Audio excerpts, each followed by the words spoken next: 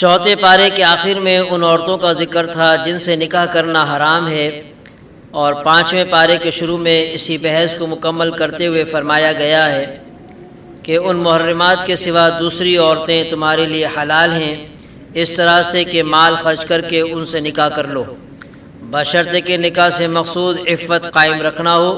نہ کہ شہوت رانی۔ تو جن عورتوں سے تم فائدہ حاصل کرو ان کا مہر جو مقرر کیا ہو ادا کر دو۔ یہ جو آخری الفاظ ہیں کہ جن عورتوں سے تم فائدہ حاصل کرو، ان الفاظ سے بعض حضرات متع کے جواز پہ استدلال کرتے ہیں، مگر یہ استدلال بالکل باطل ہے۔ اس آیت میں نکاح شرعی کا ذکر ہے، متع کا ذکر نہیں۔ اس میں شک نہیں کہ زمانہ جاہلیت میں متع کا رواج تھا، چونکہ اسلام کے احکام بتدریج نازل ہوئے ہیں، اس لیے ابتدائے اسلام میں رواج باقی رہا، لیکن بعد میں واضح طور پر اس کی حرمت کا اعلان کر دیا گیا۔ ابن ماجہ میں حضور اکرم صلی اللہ علیہ وسلم نے فرمایا کہ اے لوگو، میں نے تمہیں متع کی اجازت دی تھی، لیکن اب اللہ نے اسے قیامت تک کے لیے حرام قرار دیا ہے۔ اس کے علاوہ جو اہم مضامین اس بارے میں ہیں وہ یہ ہے کہ تیسرے رکوع میں گھر کے نظام کو درست رکھنے کے لیے چند بنیادی ہدایات دی گئی ہیں۔ پہلی ہدایت تو یہ دی گئی کہ گھر میں قوامیت یعنی حاکمیت اور ذمہ دار ہونے کا درجہ مرد کو حاصل ہوگا، کیونکہ جس جماعت اور جس گھر کا کوئی سربراہ نہ ہو اسے انتشار اور افتراق سے کوئی نہیں بچا سکتا۔ اس سربراہی کا یہ مطلب نہیں کہ مرد کو آقا اور عورت کو لونڈی کا درجہ دے دیا جائے، بلکہ ان کا باہمی تعلق ایسا ہوگا جیسے راعی اور رعیت کا ہوتا ہے۔ دوسری ہدایت یہ دی گئی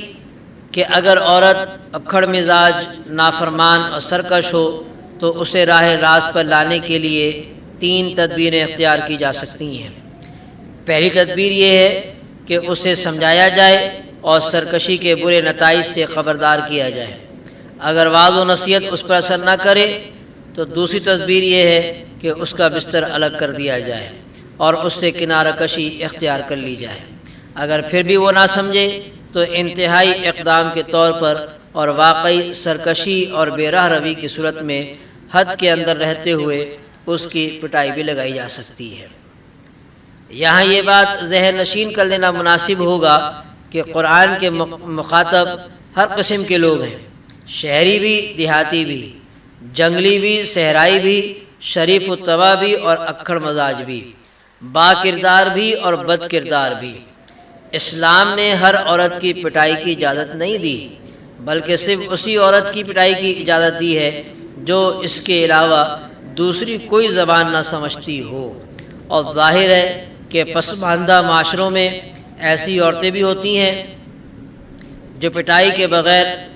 راہ راست پر نہیں آتی، لیکن وہ ظالم مرد جو چھوٹی چھوٹی باتوں پر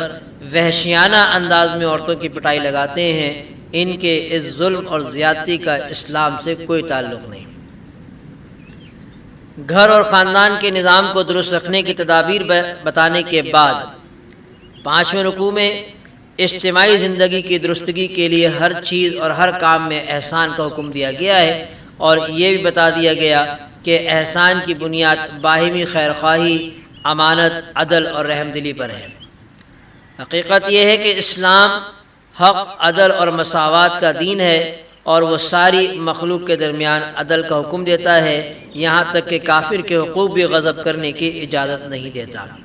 عثمان بن طلحہ کا مشہور واقعہ ہے جو کعبے کے کلید بردار تھے کہ ان سے فتح مکہ کے موقع پر چابی لی گئی تو بعض مسلمانوں نے کلید بردار ہونے کا شرف حاصل کرنے کی تمنا ظاہر کی،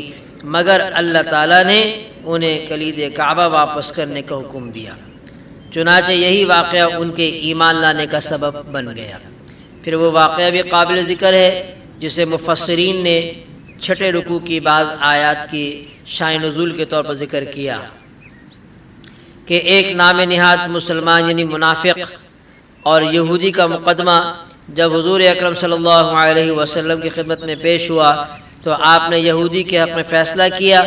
منافق نے اپنے حق میں فیصلہ کروانے کے لیے حضرت عمر رضی اللہ عنہ کی طرف رجوع کیا اور آپ نے اس کی گردن اڑا دی۔ اس پر منافقین نے بڑا شور و غوغا کیا تو اللہ تعالیٰ نے مسلمانوں کے سامنے اس حقیقت کو خوب اچھی طرح واضح کر دیا کہ کسی بھی شخص کا ایمان اس وقت تک کامل نہیں جب تک کہ وہ اللہ اور رسول کے فیصلوں پر راضی نہ ہو، اور یہ بھی بتا دیا گیا کہ رسول کی بعثت کا اصل مقصد ہی یہ ہے کہ اس کی اطاعت کی جائے۔ رسول کی اطاعت حقیقت میں اللہ کی اطاعت ہے، لیکن ظاہر ہے کہ منافقوں کو رسول کی اطاعت بڑی گراں محسوس ہوتی ہے۔ اس کے بعد 7ویں رکوع میں پہلے تو مسلمانوں کو جہاد اور قتال کی تیاری کا حکم دیا گیا، اور یہ کہ اپنی نیت خالص رکھیں اور صرف اللہ کی رضا اور دین کی سربلندی کے لیے جنگ کریں۔ پھر بڑے جذباتی انداز میں انہیں جہاد کی ترغیب دی گئی ہے کہ آخر تم جہاد کیوں نہیں کرتے، جبکہ صورت یہ ہے کہ ظلم و ستم کی چکی میں پسنے والے کمزور مرد، خواتین اور بچے اللہ کے سامنے ہاتھ پھیلا پھیلا کر دعائیں کرتے ہیں کہ اے ہمارے رب، تو ہمیں اس بستی سے نکال دے جہاں کے لوگ بڑے ظالم ہیں، اور اے اللہ تو کسی کو ہمارا مددگار بنا کر بھیج۔ چونکہ عام طور پر موت کا خوف جہاد کے میدان میں نکلنے سے ایک بڑی رکاوٹ بنتا ہے، اس لیے فرمایا گیا ہے کہ موت تو کہیں بھی آ سکتی ہے، گھر میں بھی اور مضبوط قلعوں میں بھی۔ نہ جہاد میں نکلنا موت کو یقینی بناتا ہے اور نہ ہی گھر میں رہنا زندگی کے تحفظ کی ضمانت ہے۔ جہاد و قتال کی ترغیب کے بعد مسلمانوں کو منافقین کی تدبیروں اور سازشوں سے چوکنا رہنے کا حکم دیا گیا ہے۔ یہ وہ سنگدل گروہ ہے جس نے اسلام کا جامہ زیب تن کر کے ہمیشہ اسلام و مسلمان کو نقصان پہنچایا ہے۔ مدینہ منورہ میں جو پہلی اسلامی ریاست قائم ہوئی، اس کے خلاف سازشوں کا تانا بانا بننے میں بھی یہی گروہ پیش تھا۔ مسلمان ان حرمان نصیبوں کے بارے میں فیصلہ کرنے میں متردد تھے کہ سورہ نساء کا وہ حصہ نازل ہو گیا جس میں ان کی ذلت آمیز حرکتوں، خفیہ منصوبہ بندیوں اور بغض و حسد پر مبنی کارروائیوں کا پول کھول دیا گیا، اور ان کے بارے میں واضح فیصلہ سنا دیا گیا کہ ان کا اسلام اور مسلمانوں سے کوئی تعلق نہیں، تاکہ اہل ایمان اور اہل نفاق کے درمیان حد فاصل قائم ہو جائے اور مسلمان منافقوں کے بارے میں یک آواز ہو جائیں اور ان کے درمیان کوئی اختلاف باقی نہ رہے۔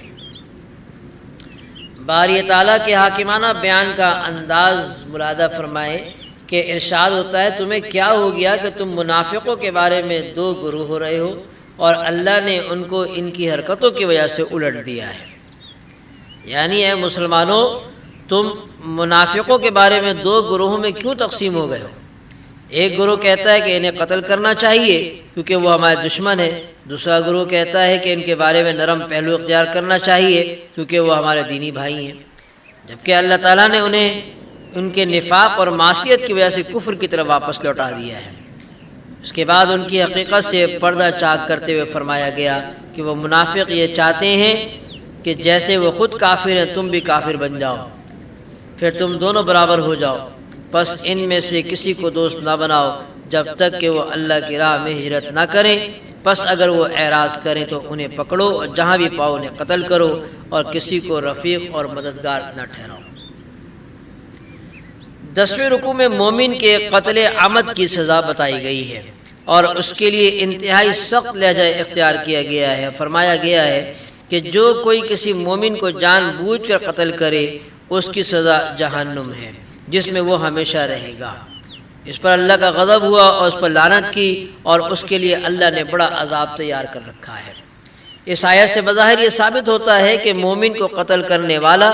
اگرچہ مسلمان ہی کیوں نہ ہو وہ دائمی عذاب کا مستحق ہے، لیکن بالاتفاق یہ ظاہری معنی مراد نہیں، دائمی عذاب کا مستحق صرف وہ شخص ہوگا جو مسلمان کے قتل کو حلال سمجھے گا، کیونکہ ایسا سمجھنے والا کافر ہو جاتا ہے اور کافر کے لیے ہمیشہ کا عذاب ہے کہ جو مسلمان کو قتل کر رہا ہے اور اس کو جائز سمجھ رہا ہے کہ اس کا مارنا جو ہے وہ جائز ہے، تو ایسا آدمی جو ہے وہ کافر ہو جاتا ہے، وہ عذاب کا ہمیشہ مستحق رہے گا۔ قتل عمد کی سزا بیان کرنے کے بعد دوبارہ جہاد کی اہمیت اور مجاہدین کی فضیلت بتائی گئی ہے۔ اور واضح طور پر بتا دیا گیا ہے کہ اللہ کی راہ میں جہاد کرنے والے اور ہاتھ پر ہاتھ رکھ کر بیٹھ رہنے والے برابر نہیں ہو سکتے۔ یہ جو بار بار جہاد کی طرف متوجہ کیا جا رہا ہے تو اس کی وجہ یہ ہے کہ جہاد امت اسلامیہ کی عزت اور سعادت کا راستہ ہے۔ اگر امت جہاد سے کنارہ کشی کر لے گی تو اسے ذلت اور رسوائی سے کوئی نہیں بچا سکتا۔ جہاد کے ساتھ ساتھ ہجرت کا بھی ذکر ہے، کیونکہ ہجرت بھی جہاد کی مختلف قسموں میں سے ایک قسم ہے۔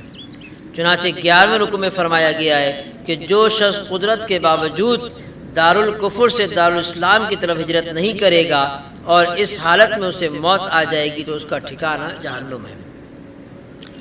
بعض روایات میں ہے کہ جب آیات ہجرت نازل ہوئیں تو حضرت حمزہ بن قیس رضی اللہ تعالیٰ عنہ کو جو سخت علیل تھے